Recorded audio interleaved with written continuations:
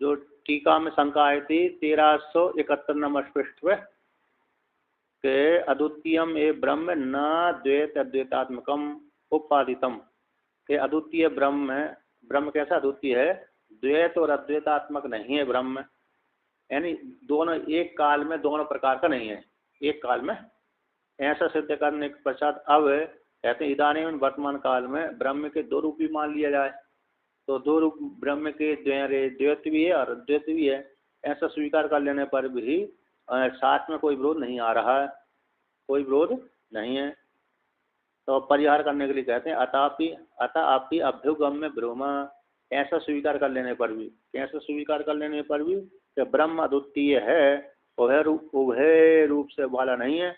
ऐसा सिद्ध करने के अनंतर अब उसका ब्रह्म का उभयात्मकत्वम, उभय रूप से स्वीकार कर लेने पर, है ना, ब्रह्म अद्वितीय भी है और द्वितीय भी है, ऐसा स्वीकार कर लेने पर भी उसके विषय में हम कहते हैं कि द्वैत अद्वैतात्मकत्वे अपि शास्त्र विरोधस्य तुल्यत्वात्, द्वैत और अद्वैत रूप से स्वीकार कर लेने पर भी ब्रह्म को अद्वितीय रूप से स्वीकार कर लिया और द्वैत रूप से जीवात्मा है, अलग अलग जीवात्मा है, ऐसा स्वीकार कर लेने पर भी शास्त्र विरोध की समानता है। शास्त्र में जो विरोध है शास्त्र विरोध की तुल्यत्वात् समानता है।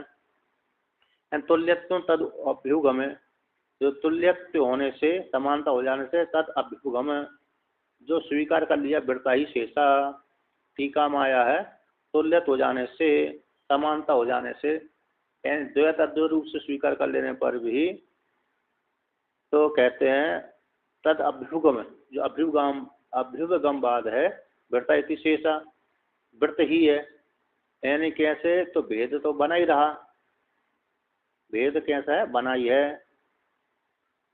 तो शास्त्र विरोध का तो तुल्यत्वात्, शास्त्र विरोध का तुल्यत्व समानत, अतुल्य होने से तद अभ्युगम, द्वैत अद्वैत रूप से स्वीकार कर लेने पर वृत्ता ही हो जाएगा। अब उसी को कहते हैं उक्तम एवं उपादेयते, तो जो कहा गया है द्वैत अद्वैत रूप से ब्रह्म को स्वीकार कर लेने पर शास्त्र विरोध का तुल्यत्व है, उसी को अब दिखलाते हैं, क्या करते हैं, कथन करते हैं। अरे कैसे शास्त्र विरोध का तुल्यत्वात् है, कैसे शास्त्र विरोध का तुल्य समानता है, तो उसको दिखलाते हैं, कहते हैं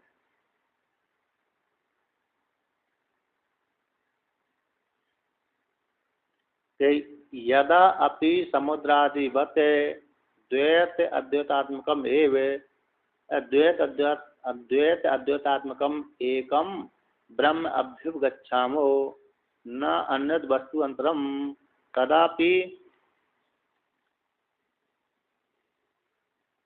तदापि भवत उक्तात् छात्र विरोधात् न मुच्चामहे। कहते हैं कि द्वैत और अद्वैत रूप से स्वीकार कर लेने पर शास्त्र विरोध का तुल्यत्व हो जाएगा, तुल्यत्व बना रहा।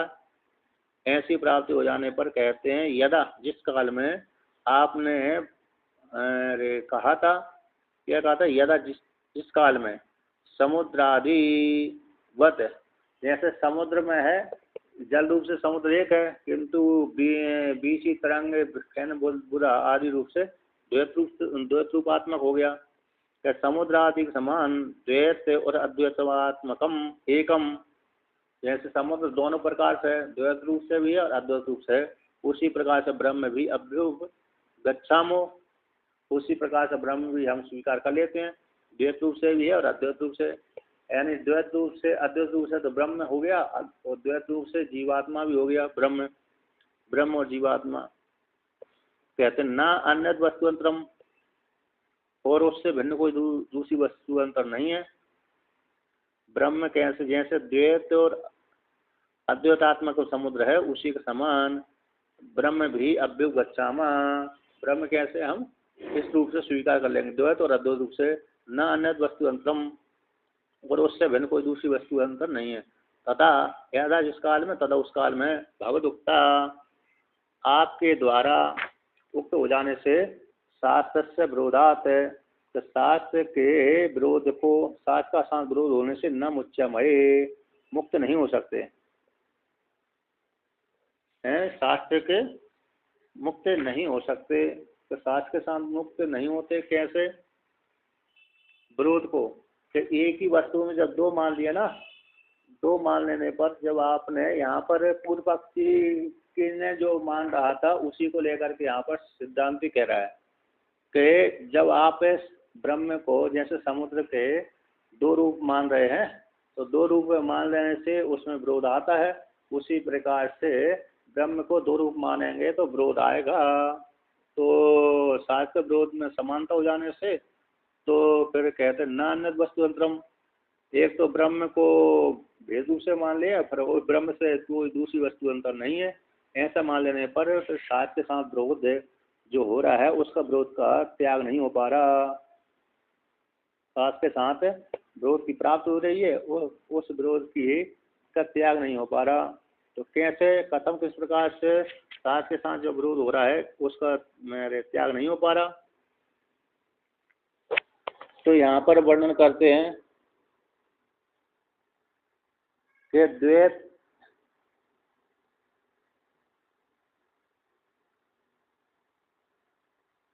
यहाँ पर वर्णन करते हैं टीका में कि द्वैत अद्वैतात्मकम ब्रह्म, ब्रह्म कैसा है? द्वैत स्वरूपात्मक है और अद्वैत स्वरूपात्मक है।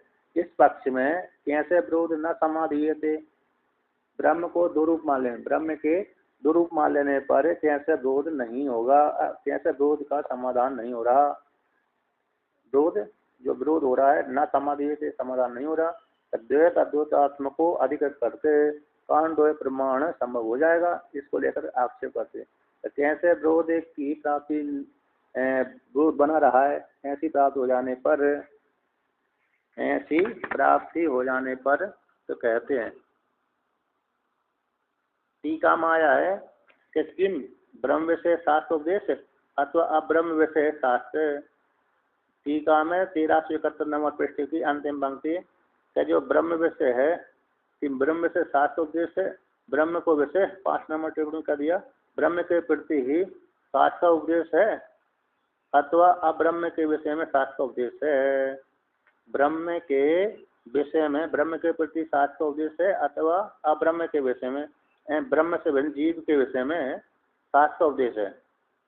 ब्रह्म के प्रति शास्त्र का उपदेश है अथवा जीव के प्रति शास्त्र का उपदेश है।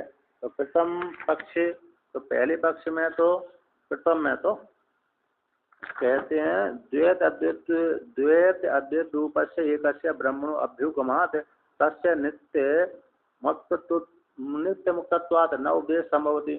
तो पहले पक्ष में तो अरे खंडन कर दिया कि पहले पक्ष में तो ब्रह्म के विषय शास्त्र को उपदेश करेंगे तो मानेंगे तो द्वैत और अद्वैत रूपात्मक ब्रह्म का स्वीकार कर लेने से, ब्रह्म कैसे द्वैत भी और अद्वैत रूप से स्वीकार कर लेने पर उसी ब्रह्म का तो नित्य मुक्त होता है।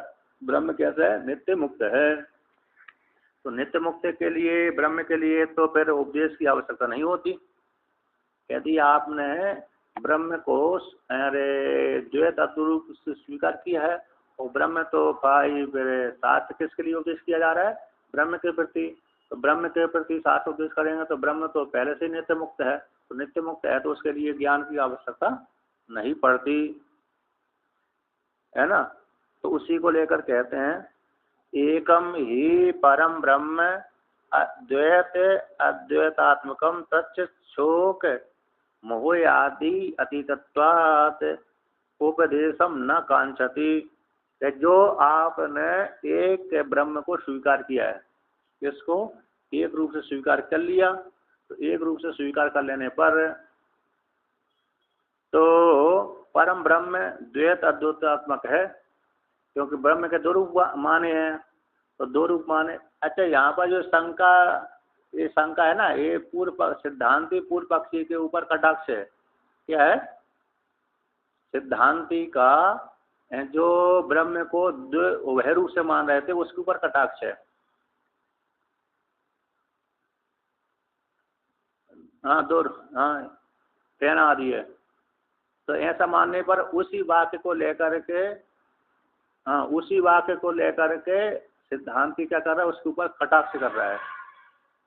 इसलिए यहाँ पर वर्णन आ रहा, नहीं तो ऐसे दो रूप नहीं मानना, मतलब उसने स्वीकार किए थे, ऐसा मान लेने पर भी देखो यहाँ पर ये दोष आ रहा है।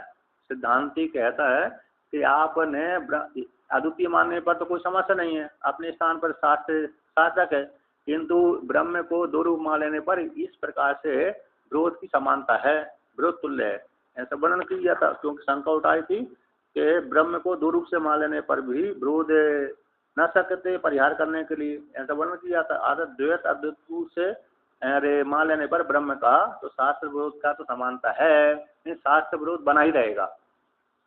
शास्त्र विरोध से तुल्यत्वाद का अर्थ किया था समानता, शास्त्र विरोध का परिहार नहीं हो सकता, शास्त्र के विरोध का शास्त्र विरोध बना ही रहेगा। इस प्रकार से एक ब्रह्म को दो रूप से दो रूप तो होता नहीं है, यदि मान लिया तो फिर समुद्र समान, तो फिर नान्यत वस्तु अंतरम, उस ब्रह्म से भिन्न कोई दूसरी वस्तु अंतर है ही नहीं है। तो ऐसे मान लेने पर फिर भी शास्त्र के साथ विरोध को त्याग नहीं कर सकते। तो कहते जो ब्रह्म नित्य मुक्त है उसके प्रति शास्त्र का उपदेश तो अनर्थक हो जाएगा। ब्रह्म कैसा हो जाएगा? नित्य मुक्त के लिए उपदेश अरे अनर्थक है, सार्थक नहीं है, क्योंकि उसका आवश्यकता नहीं है, पहले से ज्ञानी है। जो पहले से व्यक्ति जानता है उसके लिए उपदेश क्या करना? जो अज्ञान कुछ जानता है कुछ नहीं जानता है, कुछ जानता है कुछ नहीं जानता, उसके लिए शास्त्र उपदेश सार्थक होता है। और जो पहले से ही पूरा पूरा जानता है उसके लिए थोड़ी उपदेश करने की आवश्यकता होती है ना। कथा प्रवचन भी वही सुनते हैं जिन्होंने नहीं सुना, कुछ सुना था कुछ नहीं सुना, और जिन्होंने सुन लिया छोड़ देते हैं है क्या नहीं? जिन्होंने सुन लिया वो उसके लिए, और जो बिल्कुल नहीं जानता उसके लिए भी नहीं है।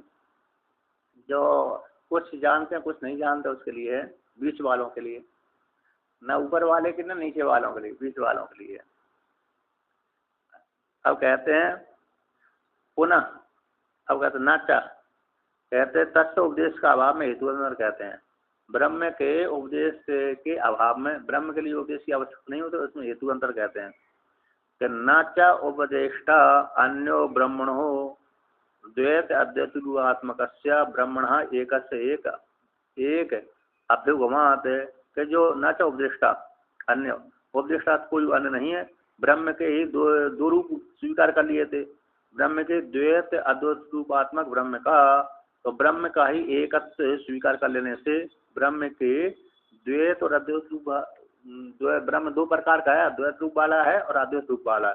तो ब्रह्म ही है, तो ब्रह्म का एक रूप स्वीकार कर लेने से फिर उससे भिन्न कोई उपदेष्टा भी नहीं है, अन्य कोई उपदेष्टा बचा ही नहीं अन्य, क्योंकि ब्रह्म ही दो रूप में गया हुआ है, तो दो रूप में गया हुआ है तो पर एक ही हो गया, एक ही हो गया तो फिर उसके लिए उपदेष्टा अभी कौन दूसरा बचेगा?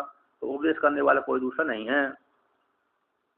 यहाँ पर टीका में आया है, अरे 1372 नंबर पृष्ठ की दूसरी पंक्ति, उपदेष्टा ब्रह्म से भिन्न है अथवा अभिन्न है, उपदेष्टा ब्रह्म से भिन्न है अथवा अभिन्न, न आद्यो, के आद्यो क्यों नहीं है? न आद्यो अभ्युगम विरोधात है, आपने स्वीकार कर लिया ब्रह्म के दो रूप हैं, तो जब दो रूप हैं तो कैसा है? भिन्न अभिन्न रहेगा। और उसका द्वितीय, अरे भिन्न बचा ही नहीं, अद्वितीय स्वीकार कर लेने से भिन्न बचा नहीं, अभिन्न मान लो, अभिन्न पक्ष में भी तो द्वितीय पक्ष में भी नहीं आएगा। तो भेद के बिना उपदेश से है ना, भेदम अंतरेण उपदेश उपदेशक भाव है असंभवात है, भेद के बिना उपदेशक भाव संभव है नहीं है।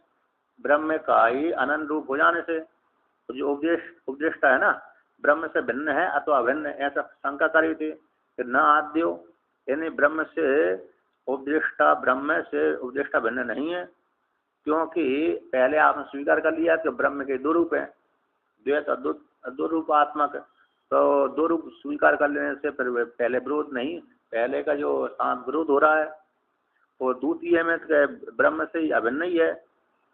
ब्रह्म से पहले मतलब ब्रह्म ही दो रूप में गया था, इसलिए ब्रह्म से भिन्न हुआ नहीं।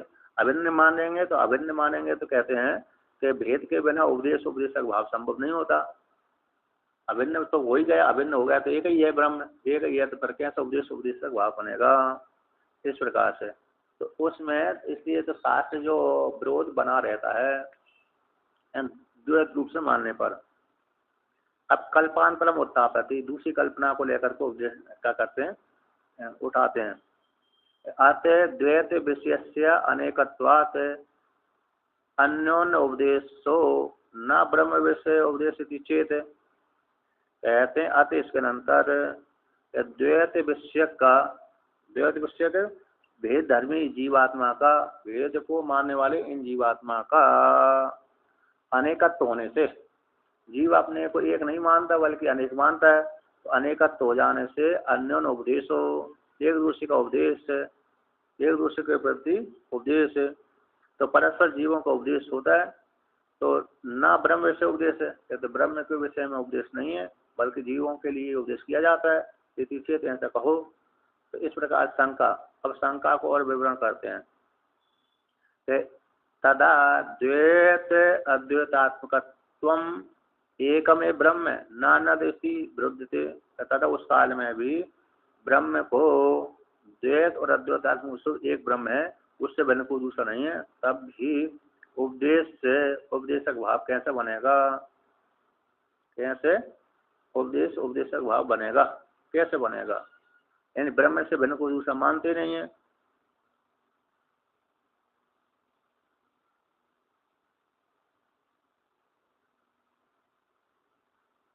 यहाँ पर कहते हैं द्वैत विषय का अनेक हो जाने से, द्वैत के विषय मतलब भेद धर्मी जीवात्माओं के अनेक हो जाने से अन्योन्य एक दूसरे के प्रति उपदेश हो जाएगा, न ब्रह्म के विषय में यदि चेत कहो तो तथा उस काल में भी द्वैत अद्वैतात्मक रूप से एक ही ब्रह्म है, उस ब्रह्म से भिन्न कोई है नहीं है, तो कैसे विरोध नहीं होगा। तो कहते हैं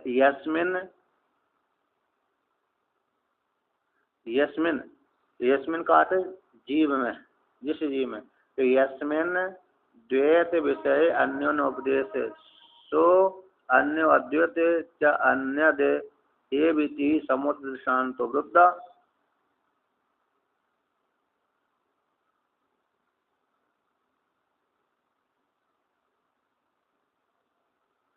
यहाँ पर क्या टीका में क्या आया है, किंच सर्वस्य ब्रह्म, सभी का ब्रह्म रूप से स्वीकार कर लेने पर, यह जो समुद्र दृष्टांत था, सभी का ब्रह्म रूप से स्वीकार कर लेने पर जो समुद्र दृष्टांत था सब है न स्यात, नहीं हो सके। क्यों? परस्पर उपदेश का, एक दूसरे के उपदेश का अब्रह्म विषयत्व हो जाता है। अब्रह्म विषयत्व मतलब ब्रह्म से भिन्न जीवित विषय हो जाने से, तो परस्पर उपदेश का न सस्याद दृष्टांत नहीं घटता, तो सभी का यहाँ एक रूप से समुद्र दृष्टांत है, सभी का ब्रह्म रूप से स्वीकार कर लेने पर परस्पर उपदेश से जो उपदेश एक दूसरे को उपदेश किया जाता है वो अब्रह्म विषय परिच्छिन्न को विषय करने वाला हो गया, ब्रह्म भिन्न जीव का विषय करने वाला होने से। तो यहाँ से कहते हैं यस्मिन, जिस काल में, जिस जीवात्मा में द्वैत विषय में, द्वैत के विषय जीवात्मा में अन्योन्य उपदेश है, एक दूसरे को द्वारा उपदेश किया जाता है, यानी आचार्य शिष्य को उपदेश करता है, तो अन्योन्य उपदेश और एक जीवात्मा दूसरे जीव को उपदेश करता है, सो अन्यो अद्वैत, तो वो अन्य हो गया, और अद्वैत अन्य देव, अद्वैत कैसे भिन्न ही है, तो समुद्र शांतो विरुद्धता, समुद्र शांत कैसे हो गया, विरुद्धता, विरुद्ध है, अर्थात जब एक दूसरे में उपदेश करेंगे तो अन्य अन्य हो जाएगा। जिस जीव के विषय में उपदेश किया जा रहा है अन्य अन्य उपदेश, एक व्यक्ति दूसरे व्यक्ति के लिए उपदेश करता है तो वो अन्य, तो अब जीव भी अन्य है जिसके लिए उपदेश किया जा रहा है वह अन्य।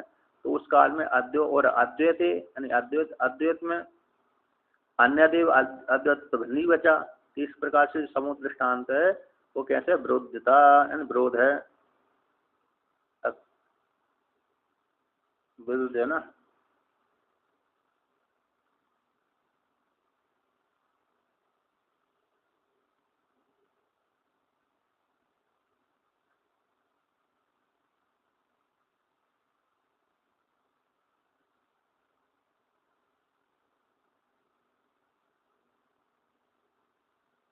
यानी यहाँ पर जो समुद्र दृष्टांत का अर्थ है संगति नहीं बैठ रहे समुद्र दृष्टांत की, क्योंकि जीव अलग अलग उपदेश कर रहे हैं, तो अलग अलग उपदेश कर रहे हैं तो जीव भिन्न हो गया। तो समुद्र दृष्टांत बताया था ना कि समुद्र जैसे एक होकर के अनेक, एक ही है और अनेक हो जाता है, उसी प्रकार से ब्रह्म भी अनेक हो जाएगा और एक भी हो जाएगा।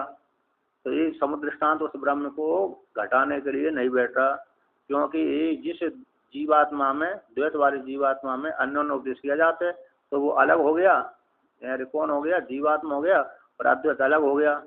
अद्वैत अलग हो गया तो समुद्र दृष्टांत है कैसे विरोध भाव को ही प्राप्त हो रहा है, एकत्व भाव को नहीं प्राप्त हो रहा है।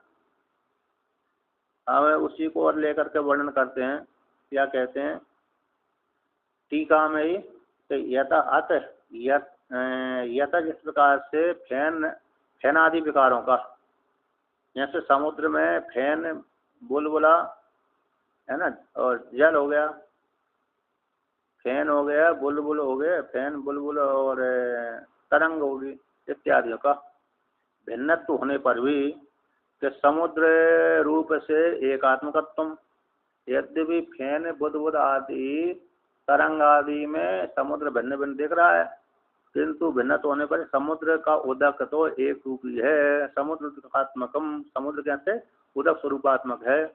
उसी प्रकार ये दृष्टांत है, उसी प्रकार से जीवों का ब्रह्म से भिन्न होने, जीव एक जीव दूसरे जीव से भिन्न होने पर ब्रह्म स्वभाव रूप से विज्ञान एक से, जीवों का भिन्नत्व होने पर भी, मान लेने पर भी ब्रह्म स्वभाव विज्ञान एक रूप से सर्वम ब्रह्मति, सर्व सब कुछ ब्रह्म है, इसलिए कोई विरोध नहीं होगा। तो ऐसी इसको लेकर कहते हैं। मतलब क्या हुआ कि जैसे फैन आदि, फैन एक फैन दूसरे फैन से भिन्न है, और फैन बुदबुला आदि जो विकार हैं समुद्र के वो भिन्न भिन्न दिख रहे हैं, किंतु जल रूप से तो एक ही है, समुद्र का जल उस रूप में दिख रहा है। उसी प्रकार से जीवात्मा का भिन्न होने पर भी, एक जीव दूसरे जीव से भिन्न होने पर भी ब्रह्म स्वरूप से, ब्रह्म स्वभाव विज्ञान एक रूप से, एक रूप वाले होने से सर्वम ब्रह्म, इस प्रकार से कोई विरोध नहीं होगा। भिन्न, क्योंकि जो जीवात्मा है ब्रह्म स्वभाव विज्ञान वाले हैं, तो ब्रह्म स्वभाव विज्ञान वाले होने से सर्वम ब्रह्म, इस वाक्य में कोई विरोध नहीं है। इसको लेकर कहते हैं कि नाचा समुद्र उदक एकत्व वद विज्ञान एकत्व ब्रह्मणो अन्यत्र उपदेश ग्रहण आदि कल्पना संभवती। कहते हैं समुद्र उदक एकत्व के समान, जैसे समुद्र का ये समुद्र है ना, समुद्र में जो उदक है वो एकत्व है, बुलबुल अरे फैन बुदबुद आदि भिन्न भिन्न है, इसके समान तो विज्ञान एकत्व में, विज्ञान के एकत्व मान लेने पर ब्रह्म का अन्यत्र उपदेश, ब्रह्म से भिन्न में, ब्रह्म से अन्यत्र में उपदेश ग्रहण आदि कल्पना संभव नहीं है। मतलब क्या होगा, जैसे वहाँ पर समुद्र आदि में समुद्र के भीतर जो जल है वो तो एक रूप से है, उसी प्रकार से विज्ञान के एकत्व होने पर, विज्ञान के एक रूप से स्वीकार कर लेने पर ब्रह्म से अन्यत्र उपदेश ग्रहण आदि कल्पना संभव नहीं है। यानी ब्रह्म से व्यतिरिक्त उपदेश ग्रहण आदि कल्पना संभव नहीं है। यानी जब एक ही हो गया तो फिर एक ही, जब समुद्र रूप से एक ही हो गया, जल रूप से हो, तो फिर किसके लिए उपदेश किया जाएगा, किसके लिए उपदेश नहीं किया जाएगा। ब्रह्म से जीवात्मा बचा नहीं तो फिर किस प्रकार से उपदेश ग्रहण आदि कल्पना होगी। आधा ब्रह्म के साथ एक ही हो गया, इसी को कहते हैं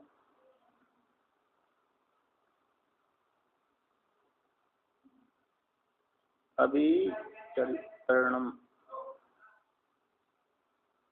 यहाँ पर टीका में दिया है, टीका में क्या आया है कि सर्वस्य ब्रह्मत्व अंगीकृत, संपूर्ण को ब्रह्म रूप से स्वीकार कर लेने पर यदि ब्रह्म विषय में ही उपदेश हो गया तो ब्रह्म के विषय में ही उपदेश हो जाएगा।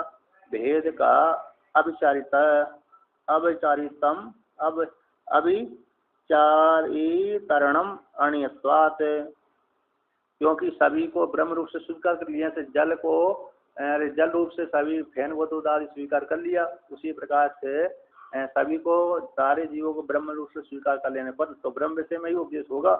तो भेद जो है, भेद को तो कहते बिना विचार वाला हो गया। भेदस्य अविचारितरणम करण अणीयत्वात्, तो विचार से रहित हो गया। भेद का कैसा है, जो विचारित था वो विचार की प्राप्ति नहीं हुई, यानी भेद तो बचा ही नहीं रहा, क्योंकि सभी कुछ ब्रह्म को स्वीकार कर लिया, तो फिर भेद नहीं बचा तो फिर किसको विषय करेगा? अरे भेद अरे उपदेश है, तो उपदेश आदि की कल्पना भी संभव नहीं है। अब उसी को और आगे वर्णन करते हैं।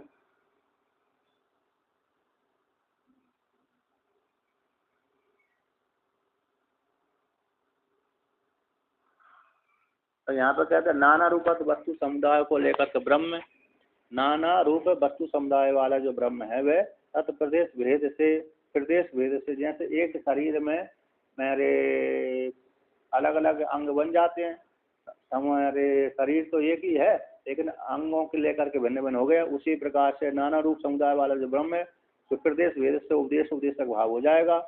और किंतु भाव है, किंतु जो ब्रह्म है न उपदेशकम प्रति, ब्रह्म के प्रति नहीं होगा, किंतु एक देश को लेकर के उपदेशक भाव हो जाएगा, उसको लेकर कहते हैं नहीं अस्तादि द्वैत अद्वैतात्मक देवदत्त वाक्य कर्णयोर देवदत्त एक देश भूतयोर वाग दृष्टि कर्ण केवलम उपदेश से गृहीता देवदत्तस्तु न उपदेष्टा न अपि उपदेश से गृहीता इति कल्पितुं शक्यते। कहते हैं जैसे हाथ आदि के समान, हाथ आदि वाला द्वैत रूप वाला और अद्वैत रूप वाला देवदत्त में वाक्य कर्णों का, वाक्य और कर्ण दोनों का जो देवदत्त के एक देशभूत हैं, देवदत्त के एक देशभूत हैं वाक्य और कर्ण दोनों का, तो वाक्य उपदेष्टा हो जाएगा और कर्ण केवल उपदेश ग्रहण करने वाला हो जाएगा। तो देवदत्त तो न उपदेष्टा होगा न उपदेश ग्रहण करने वाला होगा, ऐसी कल्पना न सकते, ऐसी कल्पना नहीं की जा सकती। जैसे ब्रह्म अद्वितीय रूप से तो उसमें उपदेशक भाव की कल्पना नहीं कर सकते, तो तुम ब्रह्म के एक देश में उपदेशक भाव की कल्पना हो जाएगी। ऐसा स्वीकार करके तो यहाँ पर सिद्धांति कहता है कि जैसे पूर्व पक्षी ने घटाया कि देवदत्त है पिंड रूप से तो एक ही है, उसके हाथ पैर आदि भिन्न भिन्न हो गया, देवदत्त के पिंड रूप से एक हो गया किंतु हाथ पैर आदि के माध्यम से भिन्न भिन्न हो गया। तो हाथ आदि द्वैत और अद्वैत रूप वाला देवदत्त में उसके जो बाघ कर्ण हैं वो उससे देवदत्त के एक देशभूत हैं, तो एक देशभूत जो बाघ कर्ण आदि हैं तो बाघ के उपदेष्टा हो जाता है, क्योंकि वाणी के द्वारा व्यक्ति बोलता है तो उपदेष्टा हो गया, और उपदेष्टा यानी उपदेष्टा, और कर्ण सुनने वाला हो गया, तो कर्ण यानी कान केवल उपदेश को ग्रहण करने वाला हो गया। तो जो स्वतंत्र पूरा देवदत्त है ना तो उपदेष्टा बन रहा ना उपदेश से बन रहा है, तो इस प्रकार से जो कल्पना की गई है वह कल्पना सत्य न सकते, कल्पना ऐसी ठीक नहीं है। तो उसी को लेकर कहते हैं समुद्र, कहते हैं समुद्र एका उदकात्मकत्ववद एक विज्ञानत्वाद देवदत्तस्य, कहते समुद्र का उदक रूप से तो एक ही है, उसी प्रकार से है ना के समान समुद्र उदक स्वरूपात्मकत्व के समान, तो विज्ञान एक विज्ञानवत्वाद देवदत्तस्य, तो विज्ञान वाले देवदत्त का एक रूप हो जाता है, यानी विज्ञान वाले जो देवदत्त जैसे समुद्र में है तो एक रूप ही है, यानी एक रूप से मतलब समुद्र उदक रूप से तो एक रूप है, लेकिन फैन बुद्ध आदि रूप से भिन्न भिन्न दिख रहा है समुद्र, उसी प्रकार से विज्ञान रूप से देवदत्त का एक ही है।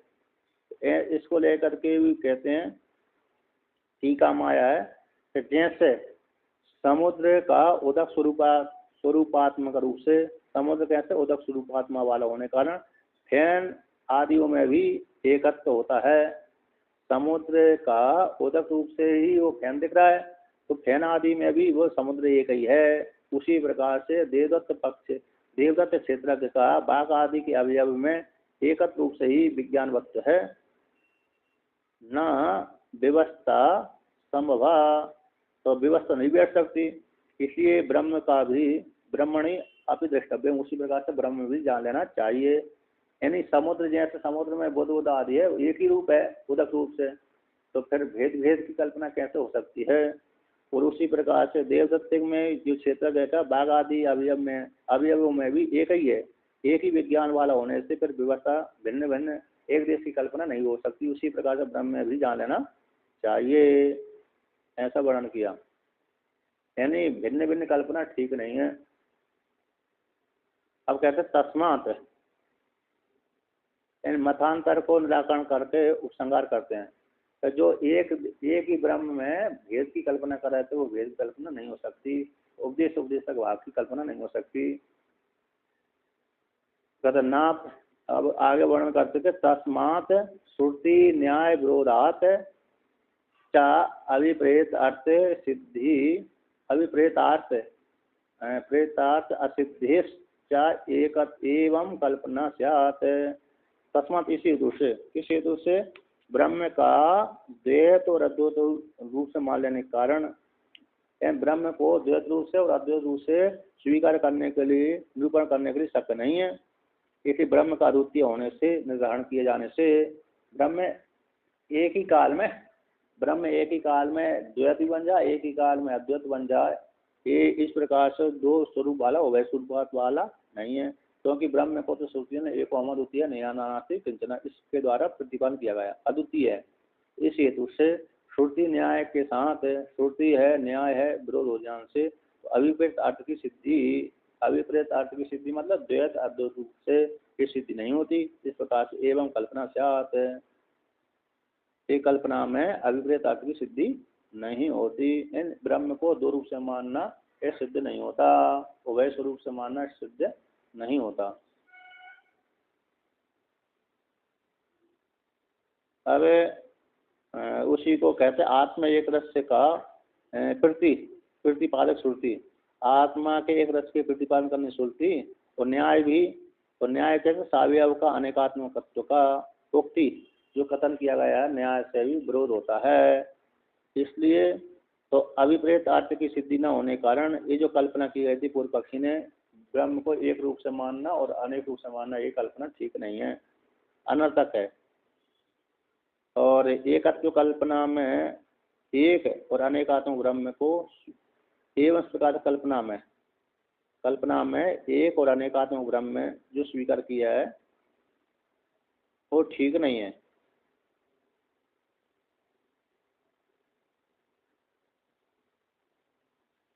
दो रूप से मानना ब्रह्म को एक ही काल में कि इस प्रकार से हो जाएगा, इस प्रकार से हो जाएगा, भेद वाला भी हो जाएगा, अभेद वाला भी हो जाएगा, ये मानना ठीक नहीं है।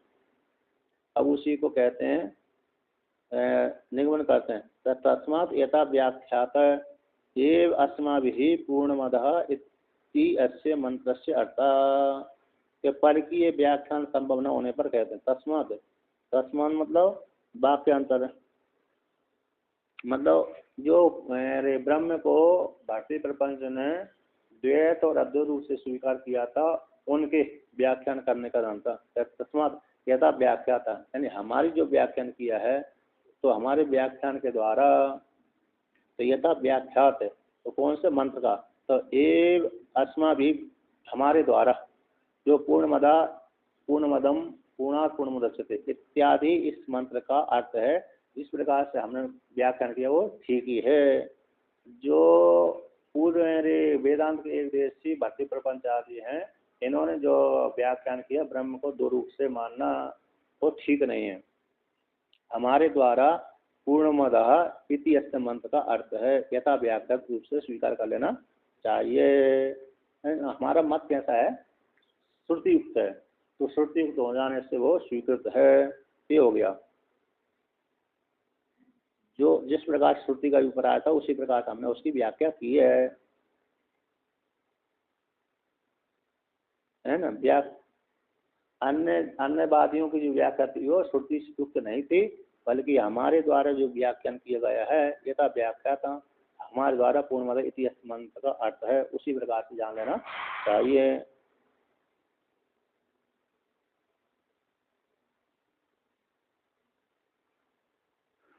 है कि नहीं। अब इतना जो पूर्णमदा शब्द का अर्थ हो गया, अंतिम अंतिम में थोड़ी थोड़ी क्या लेकर के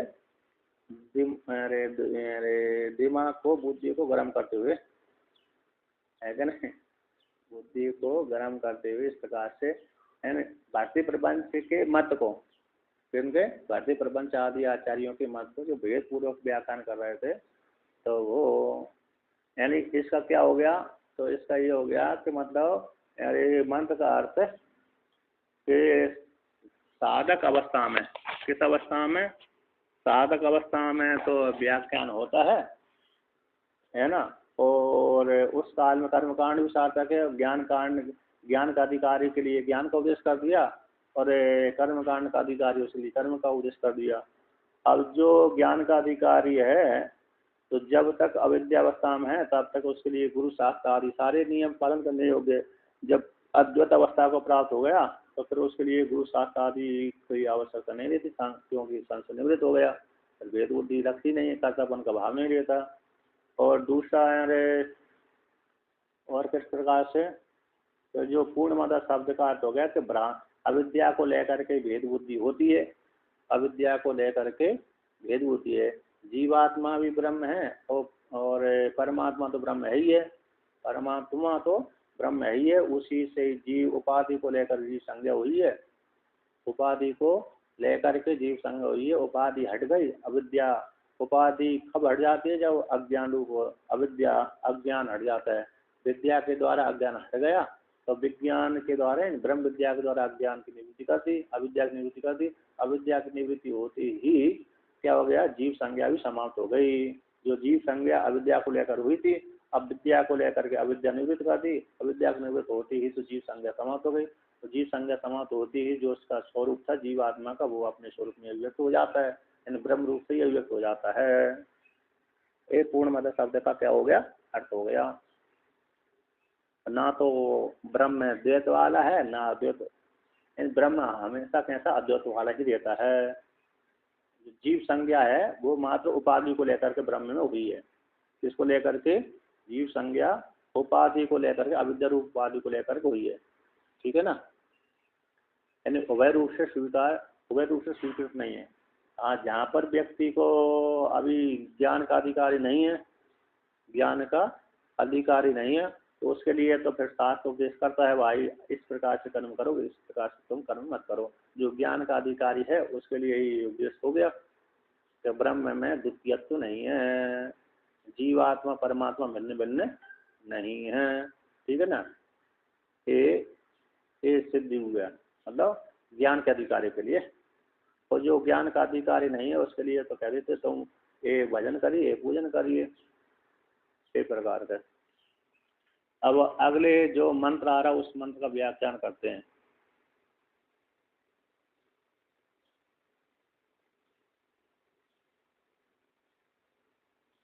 जहाँ पर वर्णन की एवं कल्पना में एक और अनेकात्मकम ब्रह्म स्वीकार कर लेने पर, एक कल्पना एक ही ब्रह्म को दो रूप से स्वीकार कर लेने पर एक ठीक नहीं है, इस प्रकार से। अब कहते हैं ध्यान के, अब उसी परमात्मा की प्राप्ति के लिए, किस परमात्मा की प्राप्ति के लिए, पूर्णमिदम् आया है तो पूर्ण परमात्मा है, उस परमात्मा की प्राप्ति के लिए ये ध्यान मंत्र है। ध्यान के शेष रूप से उपनिषद का अर्थ को, उपनिषद अर्थ को ब्रह्म के साथ पूर्व मंत्र के द्वारा अनुवाद करके तद उसकी दान करने के लिए, और अर्थात ध्यान के विधान करने के लिए इस प्रकार से उस ब्रह्म को प्राप्ति की जा सकती है, ब्रह्म का ध्यान किया जा सकता है। उसी परमात्मा की प्राप्ति में ये मंत्र आया है, उसी में विनियुक्त होता है। तो ध्यान में ही ये मंत्र कैसे होता है, विनियुक्त होता है। तो इसके लिए मंत्र उत्थापति, उस मंत्र को उत्थापन करते हैं। ओम इति, ओम खम ब्रह्मिति मंत्रो अयम च अन्यत्र अविनियुक्त यह ब्राह्मणेन ध्यान कर्मणि विनियुज्यते। ओम खम ब्रह्मिति ये मंत्र हो गया, ओम खम ब्रह्म है ना, जो ओम कैसे, ओम कैसे खम ब्रह्म वाला है, यानी खम ब्रह्म कैसे व्यापक है, खम यानी व्यापक, खम यानी आकाश, और आकाश कैसे व्यापक, और उसी का विशेष कौन हो गया ब्रह्म, विशेषण कौन होगा खम, ब्रह्म हो गया विशेष और विशेषण खम, ऐसे व्यापक खम की प्राप्ति इस ओमकार के द्वारा होती है। यानी ओमकार के द्वारा चिंतन करें, ओमकार के द्वारा ध्यान करें। तो इति, तो ओम हम ब्रह्म, ये जो मंत्र है इसका अन्यत्र में विनियोग नहीं है, दूसरी जगह इसका विनियोगता नहीं है। तो कहाँ पर है? यह ब्राह्मण के द्वारा, इस ब्राह्मण में, यानी पंचम ब्राह्मण में, पंचम अध्याय के प्रथम ब्राह्मण में। तो ध्यान कर्म में ही ये मंत्र कैसा होगा? विनियोग किया जा रहा है। ध्यान अर्थात इस परमात्मा की प्राप्ति के लिए ओमकार का आलम्बन बना करके उस परमात्मा की प्राप्ति की जाती है। इस प्रकार से ध्यान करें। ओम कैसे? ब्रह्म है, और ब्रह्म ओम है, और ब्रह्म का नाम ही ओम है। उस ओमकार के द्वारा ओम ओम जपते जपते जपते जपते उस परमात्मा की प्राप्ति हो जाती है, और ओम का चिंतन करने से ब्रह्म की प्राप्ति होती है। ध्यान है ना, ध्यान तो आप अकार उकार का ध्यान करेंगे, अकार का उकार का। अब ज्योतिष रूप का भी ध्यान होता है, अकार उकार का ध्यान। अकार उकार में या तो आकृति को लेकर के ध्यान करेंगे तो वो भी ध्यान हो जाएगा। दूसरी अकार उकार मकार को लेकर के उसका उसको लेकर के ध्यान हो जाएगा। लेकिन विशेष रूप से तो ओमकार कैसे है? ओम ब्रह्म है, इस प्रकार से ध्यान करना है। ओम ब्रह्म है ऐसा जान करके, तो ओम मंत्र के माध्यम से उसी परमात्मा की प्राप्ति होगी। क्योंकि आगे दो भेद कर दिया, अरे ओम प्रतीक है, शब्दात्मक है और ध्यानात्मक है। एक प्रतीक रूप से और ज्ञान अभिधान रूप से, दो प्रकार से प्रतीक होते हैं। एक तो अधिष्ठान रूप से होता है, एक नाम के रूप से होता है। तो यहाँ पर नाम के रूप से ओम को क्या करना है? नाम के माध्यम से यहाँ पर ओम ब्रह्म है, इस दृष्टि से ओमकार के जप कर लेने से, ओमकार के अर्थ का चिंतन करने से, ओमकार का ध्यान करने से ब्रह्म रूप फल की प्राप्ति होती है। तो इस ब्राह्मण में इस ब्राह्मण के द्वारा ध्यान कर्म ही इस मंत्र का विनियोग किया जाता है। यानी क्रम मुक्ति की प्राप्ति के लिए तो ध्यान है तो यहाँ पर कहते हैं ध्यान कर रहा है, उपासना हो गई तो फिर उसको क्रम मुक्ति फल की प्राप्ति होगी। क्रम मुक्ति मतलब यहाँ से मर करके जाएगा, ओमकार की साधना के बल के प्रभाव से ब्रह्मलोक में जाएगा, और ब्रह्मलोक में जा करके उसको क्या हो जाएगा? ज्ञान। यहाँ भी ज्ञान है, यहाँ भी यदि दृढ़ ज्ञान नहीं हुआ तो फिर ब्रह्मलोक में चला जाएगा। ब्रह्मलोक में तो जाएगा ही, यहीं पर दृढ़ ज्ञान हो गया तो मुक्त ही हो जाएगा। अब कभी कभी ऐसा भी हो जाएगा ध्रुव के जैसा हो जाएगा, ध्रुव के जैसा। तो ध्रुव ने पहले तो उसके लिए प्रार्थना करी थी, राज्य के लिए, है ना। फिर बाद में भगवान विष्णु दर्शन दे दिए तो उसके मन में इच्छा हो गई, मैंने क्या मांग लिया? अरे राज्य मांग लिया, जो मुक्ति को देने वाले हैं उनसे मैंने राज मांग लिया। तो फिर उसके मन में ऐसा संशय ग्लानि उत्पन्न हुई, पुनः भगवान विष्णु ने वरदान दे दिया कि बाद में तुमको ज्ञान की भी प्राप्ति होगी, बाद में तुमको क्या होगी? ज्ञान की भी प्राप्ति होगी। तो दोनों वरदान दिए ना। तो पहले तुम राज भोगो, है ना, राज भोग करके तुम मुक्ति भी हो जाओगे, इस प्रकार से। उसी प्रकार से यहाँ पर अरे दोनों ज्ञान भी और भोग भी, दोनों फल की प्राप्ति हो रही है। पहले भोग हो जाएगा, फिर ज्ञान के बाद जैसे मुक्ति भी हो जाएगी। तो कर्म मुक्ति के लिए 3 नंबर टिप्पणी है, कर्म मुक्ति की प्राप्ति के लिए। अरे यहाँ पर ईशित्वा इत्यादि के समान कर्मांतर में, यहाँ पर जैसे ईशित्वा एक वाक्य आया, ईशित्वा इत्यादि, ईशित्वा छिन्नति में एक मंत्र आता है, अरे अयम यथा पलाश शाखा छेदने। 8 नंबर टिप्पणी में है ईशित्वा छिन्नति में एक वाक्य है, टीका में 1 2 3 4 नीचे से चौथी पंक्ति, ईशित्वा छिन्नति में। तो ये वाक्य कौन सा आता है? इस ईशित्वा छिन्नति में, इस वाक्य को बोल करके पलाश काटता है व्यक्ति। क्या काटता है? पलाश को काटता है, जिसकी पत्तल बनती है ना भोजन करने के लिए। तो उस डंडी को लाता है, उसको अस्त्र से डंडी को काटता है, और उसी के द्वारा फिर बछड़े को हटाता है, और बछड़े को हटा करके फिर यानी गाय जो बछड़े मतलब कहाँ पर जो बछड़े को दूध दोहन के लिए व्यक्ति गया है ना, तो जो रस्सी से नहीं खींचता उसका मुख है, बल्कि दंड से ही हटाता है, दंड से ही हटाता है, तो वो फलपूर्व बनता है। तो जैसे जैसे इसी में विनियोग हो जाता है, कर्मकांड विनियुक्त हो जाता है लकड़ी आदि को तोड़ने के लिए, उसी प्रकार से ओमकार भी कर्मकांड में विनियुक्त हो जाए करना। तो यहाँ पर इस मंत्र में जो मंत्र रहते हैं हाँ यहाँ पर, तो अन्यत्र विनियुक्त नहीं होता, जैसे इसे तो अन्यत्र कर्मकांड विनियुक्त होता है, इस ब्राह्मण के द्वारा ध्यान कर्म ही विनियुक्त होता है। क्योंकि ऐसा मंत्र यहाँ पर नहीं आया ओमकार उस दूसरे में विनियोग किया जाए, यहाँ तो ध्यान के लिए आया है।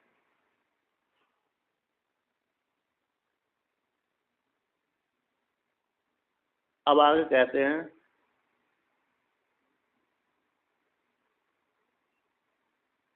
यहाँ पर आया खम पुराणम इत्यादि में ब्रह्म का, उस ब्रह्म का खम पुराणम इति में ब्रह्म का वर्णन किया गया, ब्राह्मणम खम पुराणम इत्यादि ब्राह्मण में ब्रह्म का ही, तो तस् उसका मंत्र का विनियोजकत्व ध्यान में ही संबित अर्थ समाना ध्यान के लिए प्रयोग किया गया है।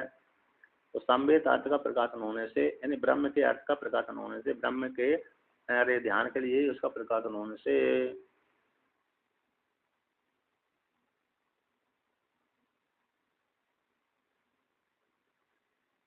अब आगे कहते हैं, तो क्या कहते हैं अत्रचा, तो अत्रचा मतलब यहाँ पर इस विषय में, इस मंत्र के विषय में कहते हैं अत्रचा ब्रह्म इति, ब्रह्म इति विशेष अभिधानम खम इति विशेषणम। तो यहाँ पर जो कहते हैं अत्र ब्रह्म एक विशेष का कथन कर रहा है, यानी ओम हम ब्रह्म, ओम तो मंत्र हो गया, ओम तो कैसे हो गया ध्यान के लिए मंत्र हो गया, तो उस ओम क्या है तो खम ब्रह्म है। तो यहाँ पर जो ब्रह्म शब्द आया है वो विशेष का कथन कर रहा है, और जो ब्रह्म शब्द है वो कहते हैं खम शब्द कैसा है विशेषण है उसका, ब्रह्म का विशेषण है, अर्थात ब्रह्म कैसा है व्यापक है। खम शब्द कह देने से सीधा सीधा अरे व्यक्ति को याद आता है आकाश भूताकाश, तो भूताकाश शब्द आ जाता है, तो भूताकाश शब्द जाने से आकाश कैसे व्यापक है, तो ब्रह्म कैसे व्यापक है, ऐसे व्यापक ब्रह्म की ओमकार के द्वारा साधना करना चाहिए, ये अर्थ निकला। तो उसी को लेकर कहते हैं यहाँ पर यद्यपि मंत्र में रहने वाला सामर्थ्य, मंत्र में रहने वाला जो सामर्थ्य है विनियोजक है, विनियोग करने वाला मंत्र है, किसके लिए विनियोजक भक्ति, तथापि मंत्र और ब्राह्मणों में एक अर्थ हो जाने से, मंत्र में और ब्राह्मण में, मंत्र में कौन आया है तो ब्राह्मण तो ये अगला वाक हो गया, और मंत्र पूर्णमता हो गया है ना, और ओम का ब्रह्म ये मंत्र ही है इत्यादि ब्राह्मण के द्वारा सामर्थ्य के द्वारा विनियोजकत्व विनियोज मान लेने पर कोई विरोध नहीं है। मंत्र ब्राह्मण का एक ही अर्थ होने से जो मंत्र ने कहा गया पूर्णमदा, उसी पूर्णमदा रूप मंत्र की फल को प्राप्त करने के लिए ब्राह्मण वाक है, मतलब ओम कम ब्रह्म, इसके माध्यम से उसी परमात्मा की प्राप्ति होती है। तो इस प्रकार से ब्राह्मण के द्वारा उसमें फल के लिए विनियोग किया गया है, परमात्मा के ध्यान करने के लिए। विशेषण विशेष को सामान्यकरण के द्वारा वर्णन करते हैं, तो विशेषण विशेषयुश्च सामान्यकरणेन सामानाधिकरणेन निर्देशो नीलोत्पल बत खम ब्रह्मति। विशेषण और विशेष, विशेषण हो गया खम और विशेष हो गया अरे ब्रह्म, इन दोनों का एक ही सामान्य एक ही अधिकरण है, मतलब अरे खम ओम खम ब्रह्म, तो ओम खम ब्रह्म में खम भी कृतमांत है और ब्रह्म भी कृतमांत है, खम भी जैसा एक ही विभक्ति, तो एक विभक्ति का तुम सामानाधिकरण, चाहे तृतीय तृतीय हो, द्वितीय द्वितीय हो, प्रथमा प्रथमा हो, ठीक है ना। तो इस प्रकार से तो एक ही विभक्ति होने से दोनों का एक ही अधिकरण कहलाता है। तो विशेषण विशेष दोनों का सामान्यकरण होने से, सामान्यकरण के द्वारा निर्देश किए जाने से किसके समान, नीलोत्पल, तो नीला कमल, तो नीला में भी एक ही विभक्ति है, उत्पल भी एक ही विभक्ति है, तो इसलिए नीला कमल।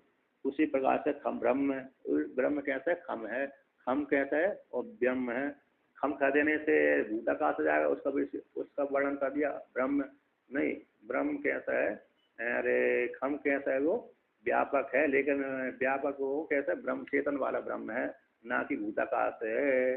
आकाश शब्द से भूताकाश में जाता है, तो उसका विशेष उस विशेष के साथ जुड़ जाने से वो भूताकाश निवृत्त हो गया उसका, और व्यापक आ जाएगा। व्यापक आकाश है, महा व्यापक आकाश मतलब ब्रह्माकाश है, तो भूताकाश में लेकर के ब्रह्माकाश, तो ब्रह्माकाश रूप परमात्मा, तो ब्रह्म रूप परमात्मा की प्राप्ति का साधन कौन है? ओम।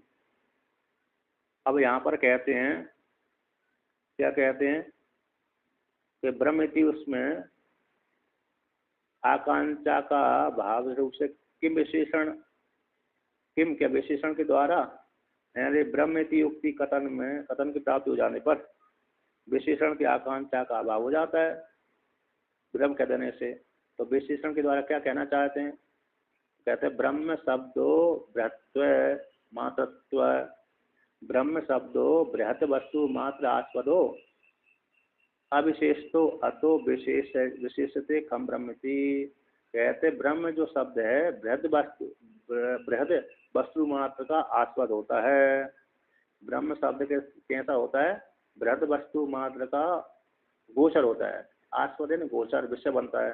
तो सामान्य रूप से कैसा है वो? सामान्य रूप से विशेषण के बिना भी, विशेषण के बिना भी ब्रह्म शब्द बृहद वस्तु मात्र को विषय करने वाला होता है। अतः इस हेतु से विशेषते, तो इसी हेतु से विशेषते यानी खम ब्रह्म, तो व्यापक कहते हैं बृहद वस्तु का। तो ब्रह्म शब्द मतलब कैसा है? जो ब्रह्म शब्द होता है ना, बड़ी वस्तु को बोध कराने वाला होता है। ब्रह्म शब्द बड़ी वस्तु को बोध कराने वाला होने से उसी के साथ विशेषण लगाया गया है, एक खम ब्रह्म। तो व्यापक कहते हैं व्यापक ब्रह्म, तो कोई बड़ी वस्तु कोई भी हो सकती है। तो कैसी बड़ी वस्तु है? कहते व्यापक ब्रह्म है, वो ब्रह्म है तो चेतन वाला व्यापक ब्रह्म है। यानी अब आगे कहते हैं कि जो निरूपाधिक सोपाधिक ब्रह्म का विशेषण मान लेने पर भी कैसे उसमें ओमकार शब्द की प्रवृत्ति हो जाएगी।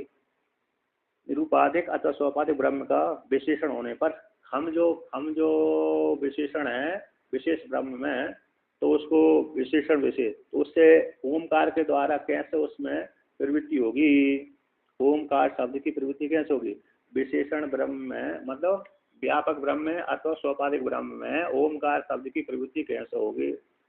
यत तत् खम ब्रह्म, यत तत् खम ब्रह्म तद ओम शब्द वाच्यम, जो खम ब्रह्म है वह ओम शब्द वाच्यम, ओम शब्द स्वरूपम, ओम शब्द स्वरूपी है। अथवा यहाँ पर कहते हैं यत तत् खम ब्रह्म तद ओम शब्द वाच्यम ओम शब्द स्वरूपम एव वहता अपनी सामान्यकरण अवरुद्धम। तो यह जो ब्रह्म है खम ब्रह्म है ओम शब्द के द्वारा वाच्य अथवा ओम शब्द स्वरूपी है, अथवा विकल्प कर दिया कि ओम शब्द स्वरूपी है।